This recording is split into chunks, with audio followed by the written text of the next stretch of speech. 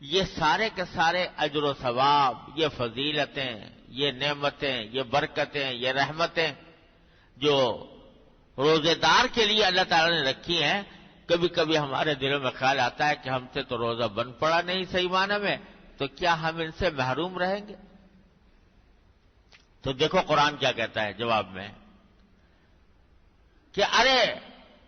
روزے کی حقیقت تو تم کیا بجا لاتے، اس کا حق تو تم کیا ادا کرتے؟ ہم تو یہ دیکھ رہے ہیں کہ وَلِتُكْمِلُوا الْعِدَّةَ، تم گنتی پوری کر لو، گنتی پوری کر لو اور اللہ کی بڑائی بیان کرو، تو بس ہم تمہاری اس گنتی ہی میں برکت ڈال دیں گے انشاءاللہ۔ لِتُكْمِلُوا الْعِدَّةَ، 30 دن تم سے کہے ہیں، 30 دن پورے کر لو، جیسے تیسے بن پڑے، جیسے تیسے بن پڑے، جس طرح بھی تم نے، بہرحال میرے حکم کا لحاظ تو کیا،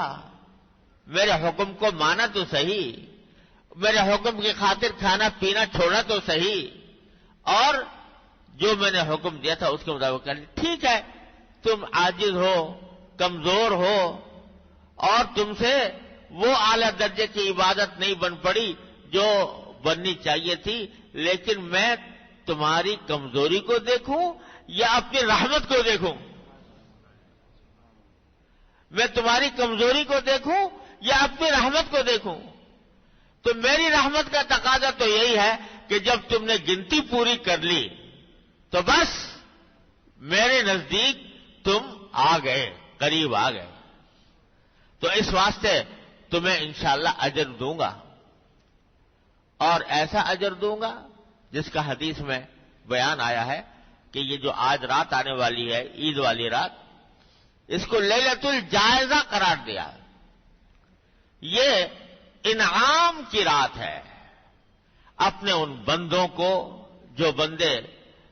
رمضان کے مہینے میں میری خاطر بھوکے پیاسے رہے، جنہوں نے میری خاطر راتوں کو جاگ کر گزارا، جنہوں نے میرے خاطر تراویح کے اندر کھڑے رہے، آج ان بندوں کو انعام دینے کی رات ہے لیلۃ الجائزہ۔ اس میں اللہ تبارک و تعالیٰ اپنے فضل و کرم سے ہم جیسے کمزوروں کو بھی نوازتے، اور کیا فرماتے ہیں